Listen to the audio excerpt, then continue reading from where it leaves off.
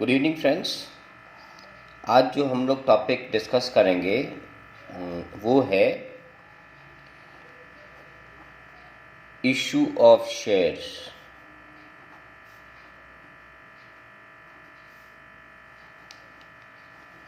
ठीक है, पहले हम ये समझेंगे शेयर होता क्या है। तो हमने क्लास 11 में पढ़ा था कि जो बिजनेस होता है वो होता है single proprietorship, partnership and joint stock companies. Okay, तो जब कभी भी हम कोई बिजनेस स्टार्ट करते हैं उसके लिए एंट्री क्या पास करते हैं हम लोग पास करते हैं bank account debit to capital account. ठीक है, ये एंट्री जो है this relates to transaction when you start a business. जब आप बिजनेस स्टार्ट करते हो तो हम ये एंट्री पास करते हैं, bank account debit to capital account. ये जो एंट्री है ये सोल प्रोप्राइटरशिप यानी एक मालिकाना व्यवसाय या फिर पार्टनरशिप में एलिजिबल होता है। क्योंकि मैंने एक बिज़नेस स्टार्ट किया और उसमें जो मान लो जितनी भी पूंजी लगी वो लगाया, तो जो पूंजी लगाता हूँ उसके लिए ये एंट्री पास करता हूँ। लेकिन ऐसे बिजनेस का सबसे बड़ा जो ड्रॉबैक है, सबसे बड़ा जो शॉर्टकमिंग है वो क्या है कि इसमें एक क्लॉज होता है that is called unlimited liability. Unlimited liability मतलब आपके लायबिलिटी का कोई सीमा नहीं है। अगर आप बिजनेस कर रहे हो और उसमें नुकसान हो जा रहा है तो उस नुकसान को पूरा करने के लिए आपको अपने पर्सनल प्रॉपर्टीज़ भी बेचने पड़ सकते हैं, है ना। मार्केट में आपकी उधारी हो गई 10 लाख रुपए की, तो वो 10 लाख रुपए आप कहाँ से लेकर आ रहे हो? जो आपको उधार दिया है वो ये नहीं चिंता करेगा, वो सीधा यही कहेगा आप मेरे पैसे लौटाओ। कहाँ से लाओगे मुझे नहीं पता। तो इस चीज़ से क्या होता है, ये जो कंडीशन है इससे क्या होता है कि लोगों को एक मन में डर होता है, भय होता है कि मैं अगर ज़्यादा पैसा इन्वेस्ट करूँ, मेरी देनदारी बढ़ गई, मेरे लॉसेस बढ़ गए तो मैं रास्ते पर आ जाऊँगा, मेरा दिवालिया निकल जाएगा। ठीक है, तो ऐसे सिचुएशंस को ओवरकम करने के लिए कंपनी फॉर्म अ बिजनेस या जॉइंट स्टॉक कंपनीज खोला गया है, जॉइंट स्टॉक कंपनीज। ठीक है, तो जॉइंट स्टॉक कंपनी का फीचर्स क्या है कि इसमें जो लायबिलिटी होता है, लायबिलिटी इज लिमिटेड। यानी जो भी कंपनी में पैसे इन्वेस्ट कर रहा है, जो कंपनी का ओनर है, उसकी देनदारी जो है वो सीमित होगी, असीमित नहीं होगी, है ना। तो जब कभी भी हमें बड़े पैमाने पे कोई मैन्युफैक्चरिंग करना होता है, कुछ उत्पादन करना होता है, तो हमें बहुत ज़्यादा पैसे की ज़रूरत होती है। ओके, और हम उतना पैसा एक ओनर या दो ओनर नहीं जुगाड़ कर सकता है। तो ऐसे में क्या हो जाता है कि जॉइंट स्टॉक कंपनी खोली जाती है। जॉइंट स्टॉक कंपनी का फीचर क्या है कि इसमें जो भी लार्ज स्केल इन्वेस्टमेंट होता है वो आम पब्लिक द्वारा होता है। ओके, इसीलिए इन कंपनीज के नाम में देखना लिमिटेड लिखा होता है ना, ABC limited. Okay, what does limited mean? Limited मतलब होता है कि यहाँ पे जो आपकी देनदारी है वो सीमित है, वो लिमिटेड है।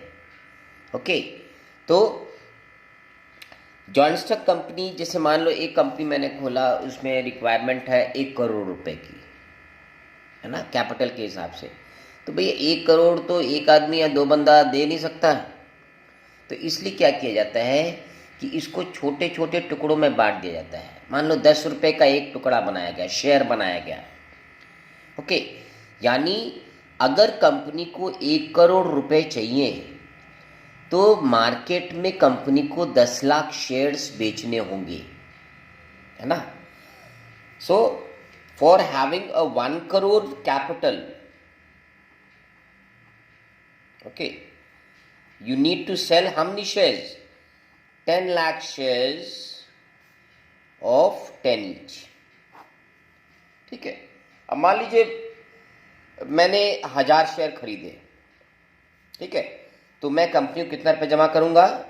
10,000 shares, sorry 10,000 rupees.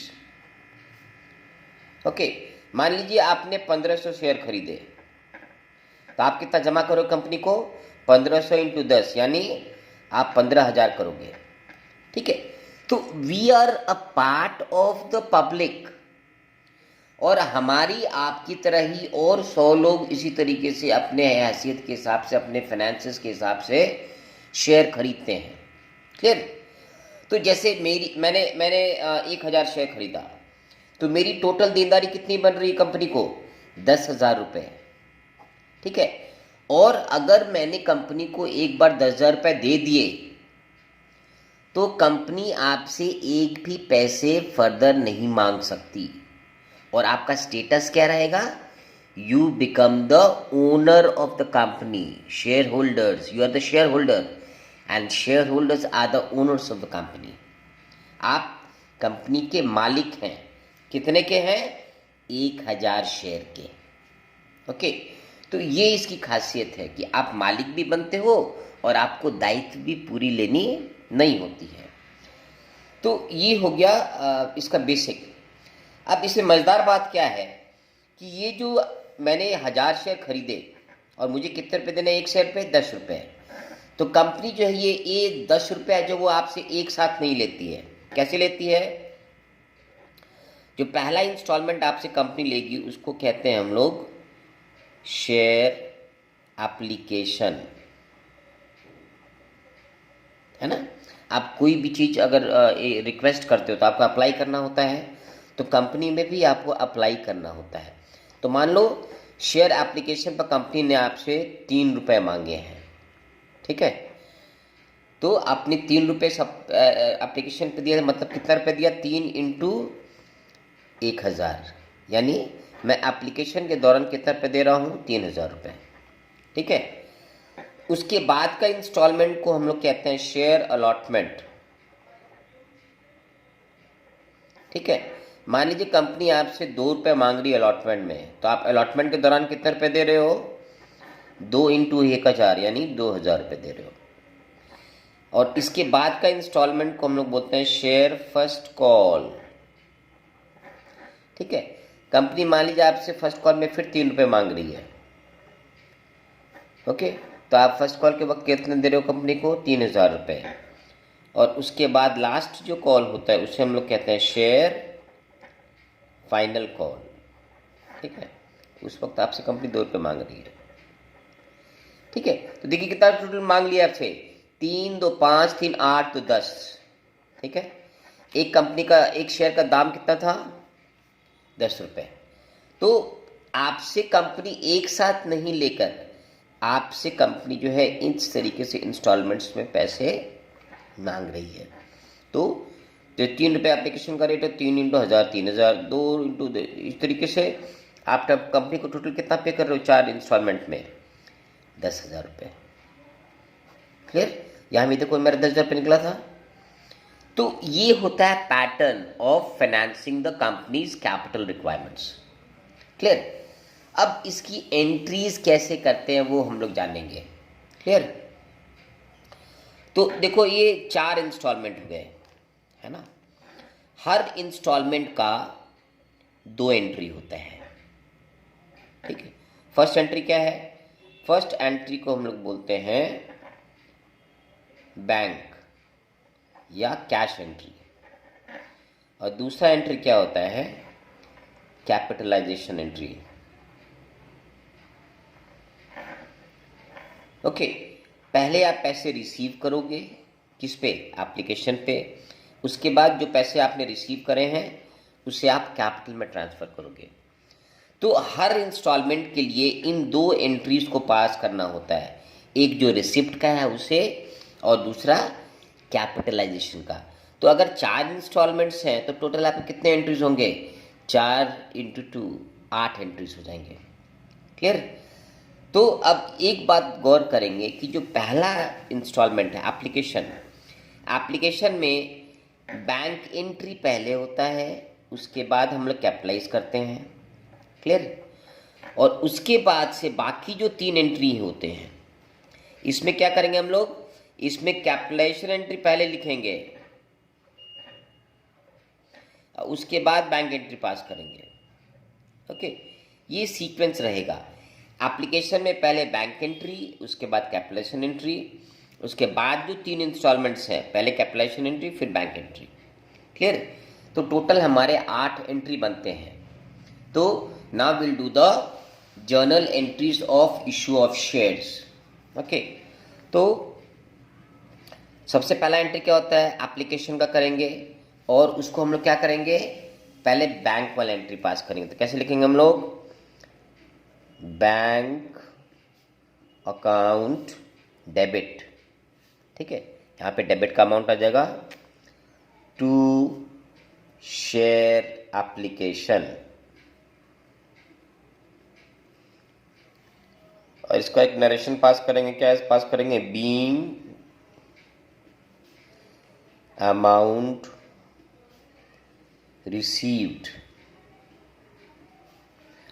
On dash shares at the rate of, जो भी एप्लीकेशन का रेट रहेगा वो बैठा देंगे eight the rate of dash.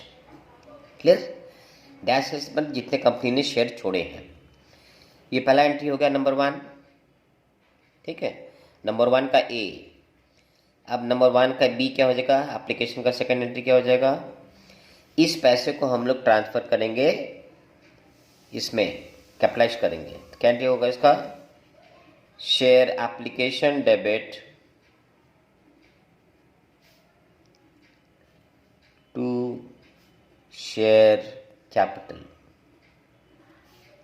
Okay, यानी जिसमें बैंक लिखा हुआ है वो बैंक एंट्री है मेरा, और जिसमें कैपिटल लिखा हुआ है वो मेरा कैपिटलाइजेशन एंट्री है।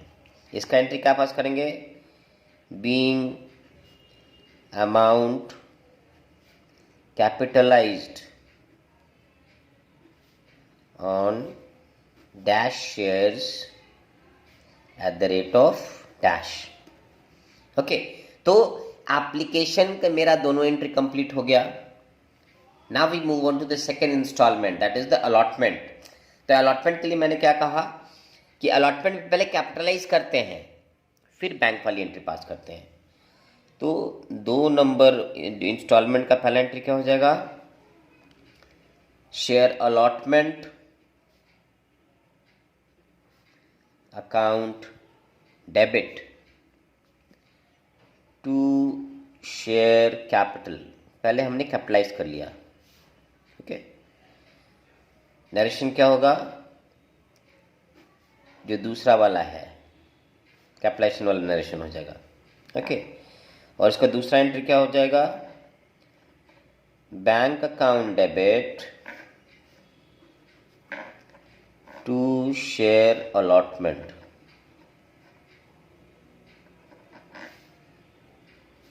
ओके, नरेशन कौन सा हो जाएगा, फर्स्ट वाला, बैंक वाला जो नरेशन ऊपर में दिया हुआ है। Clear? So now we have done the second instalment. Now third instalment, तीसरा का ए।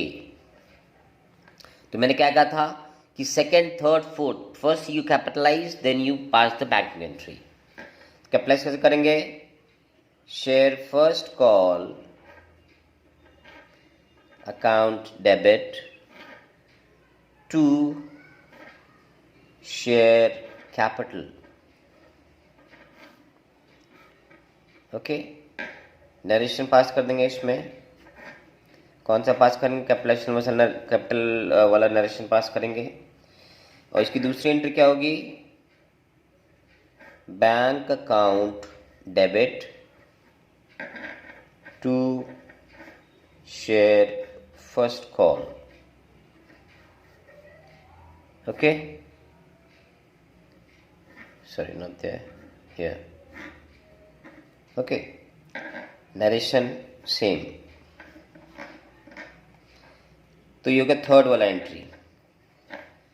फोर्थ इंस्टॉलमेंट क्या है, ए, कैपिटलाइज करेंगे, share final call debit to share capital, ठीक है। और दूसरी एंट्री हो जाएगी bank account debit to share final call,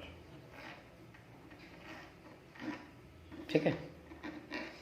तो ये है journal entries of issue of shares, basics. Okay, so this is an idea about how to go about things, माने किस तरीके से हमने जर्नल एंट्री पास करनी है। नेक्स्ट वीडियो में हम लोग इसमें जो अलग अलग सेक्शंस हैं उस पर सम्स करेंगे and that will make the concept more clear to you, ठीक है। तो आज के लिए इतना ही। Thank you and good night.